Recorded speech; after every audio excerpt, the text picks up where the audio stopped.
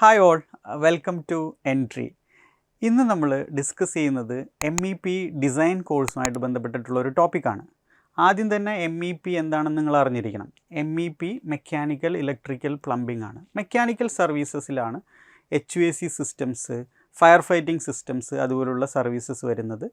അതേപോലെ തന്നെ electrical systems ആയിട്ടുള്ള ലൈറ്റിംഗ് ഡിസ്ട്രിബ്യൂഷൻ, പവർ ഡിസ്ട്രിബ്യൂഷനും MEPയുടെ ഒരു പാർട്ടാണ്. അതേപോലെ തന്നെ പ്ലംബിങ്ങിൽ water supply distribution, drainage systems ഇതും MEPയുടെ പാർട്ടാണ്. പക്ഷേ MEPയിലത്തെ മെക്കാനിക്കലിലത്തെ ഏറ്റവും ഇമ്പോർട്ടൻ്റ് ആയിട്ടുള്ള ഒരു സർവീസാണ് എയർ കണ്ടീഷനിങ് സർവീസസ് എന്ന് പറയുന്നത്, അല്ലെങ്കിൽ സിംപ്ലി നമ്മൾ AC എന്ന് പറയും. നമ്മൾക്കറിയാം ഇന്നത്തെ ഒരു ക്ലൈമറ്റ് നോക്കിക്കഴിഞ്ഞാൽ സമ്മർ സീസണിൽ AC ഇല്ലാതെ വീടുകളിൽ പോലും ഇരിക്കാൻ പറ്റാത്തൊരവസ്ഥയാണ്. നമ്മളിപ്പോൾ ഒരു ഷോപ്പിംഗ് മാളിൽ ചെന്ന് കഴിഞ്ഞ് കഴിഞ്ഞിട്ടുണ്ടെങ്കിലും, ഹോസ്പിറ്റലിൽ ചെന്ന് കഴിഞ്ഞിട്ടുണ്ടെങ്കിലും, ഏതൊരു ബിൽഡിങ്ങിൽ ചെന്ന് കഴിഞ്ഞാലും സെൻട്രലൈസ്ഡ് എയർ കണ്ടീഷനിങ്ങോ അല്ലെങ്കിൽ ചെറിയ സ്പ്ലിറ്റ് യൂണിറ്റുകളോ അവൈലബിൾ ആണ്.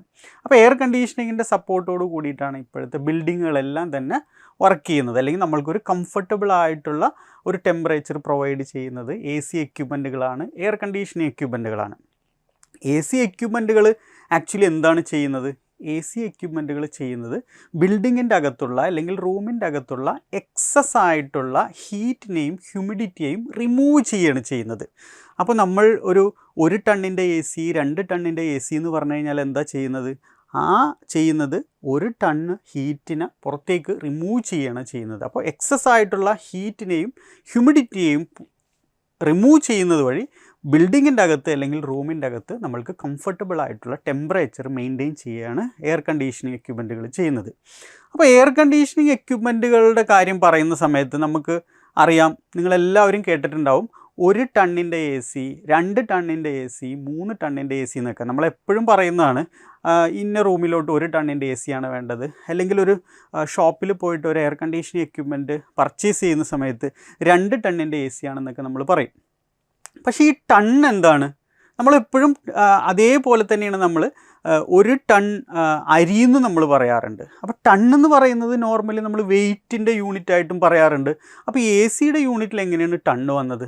ആക്ച്വലി ACയുടെ യൂണിറ്റിൽ ടണ്ണെന്ന് പറഞ്ഞു കഴിഞ്ഞിട്ടുണ്ടെങ്കിൽ TR ആണ്, ടൺ ഓഫ് റെഫ്രിജറേഷനാണ്.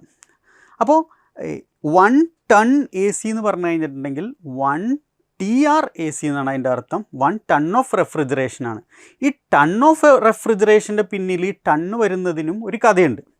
അതിൻ്റെ പിന്നിലുള്ള കാര്യം എന്താണെന്ന് വെച്ച് കഴിഞ്ഞിട്ടുണ്ടെങ്കിൽ 1 ടൺ ഓഫ് റെഫ്രിജറേഷൻ്റെ ഒരു എക്സ്പ്ലനേഷൻ നോക്കിക്കഴിഞ്ഞ് കഴിഞ്ഞിട്ടുണ്ടെങ്കിൽ 1 ടൺ ഓഫ് കൂളിംഗ് എന്നാണ് അതിന് നമ്മൾ പറയേണ്ടത്. 1 ടൺ ഓഫ് കൂളിംഗ് എന്ന് പറഞ്ഞു കഴിഞ്ഞാൽ is equivalent to 12,000 BTU per hour.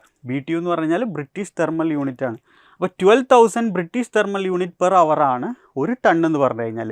അപ്പോൾ ഈ ടണ്ണ് വരാനായിട്ട് വേറൊരു കാര്യം എന്ന് പറഞ്ഞു കഴിഞ്ഞാൽ 1 ടൺ AC അല്ലെങ്കിൽ 1 ടൺ എന്ന് പറഞ്ഞാൽ is the amount of heat required to melt 1 ton of ice in 24 hours എന്ന് വെച്ച് കഴിഞ്ഞാൽ 24 മണിക്കൂർ കൊണ്ട് 1 ടൺ ഐസിനെ മെൽറ്റ് ചെയ്യുന്നതിന് വേണ്ട ഹീറ്റിനെയാണ് നമ്മൾ 1 ടൺ ഓഫ് റെഫ്രിജറേഷൻ എന്ന് നമ്മൾ മെൻഷൻ ചെയ്യുന്നത്.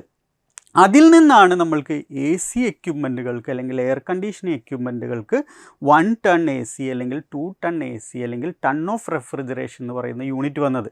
അപ്പോൾ നമ്മൾ റൂമുകളിൽ അല്ലെങ്കിൽ ബിൽഡിങ്ങുകളിൽ 1 ടൺ AC എന്ന് പറഞ്ഞു കഴിഞ്ഞിട്ടുണ്ടെങ്കിൽ 1 ടൺ ഐസിനെ 24 മണിക്കൂറിൽ മെൽറ്റ് ചെയ്യുന്നതിന് വേണ്ടിയിട്ടുള്ള എത്ര എമൗണ്ട് ഓഫ് ഹീറ്റാണോ അത്രയും എമൗണ്ട് ഓഫ് ഹീറ്റിനെ 24 മണിക്കൂറിൽ റൂമുകളിൽ നിന്ന് റിമൂവ് ചെയ്യാൻ പറ്റുന്ന കപ്പാസിറ്റിയുള്ള AC എന്നാണ് നമ്മൾ അതിൽ നിന്ന് മനസ്സിലാക്കേണ്ടത്.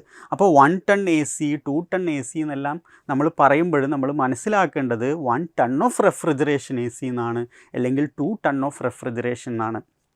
അപ്പോൾ ഇനി മുതൽ നമ്മൾ 1 ടൺ അല്ലെങ്കിൽ 2 ടൺ എന്ന് നമ്മൾ പറയുമ്പോൾ അത് TR ആണെന്ന് മനസ്സിലാക്കുക. അതോടൊപ്പം തന്നെ അതിൻ്റെ ഒരു എക്സ്പ്ലനേഷൻ എന്ന് പറഞ്ഞു കഴിഞ്ഞിട്ടുണ്ടെങ്കിൽ അത്രത്തോളം ഹീറ്റിനെ റൂമിൽ നിന്ന് അല്ലെങ്കിൽ ബിൽഡിങ്ങിൽ നിന്ന് റിമൂവ് ചെയ്യാനായിട്ട് കപ്പാസിറ്റിയുള്ള എക്യുപ്മെൻ്റാണ് എയർ കണ്ടീഷനിങ് എക്യുപ്മെൻ്റ് എന്ന് നമ്മൾ മനസ്സിലാക്കുക.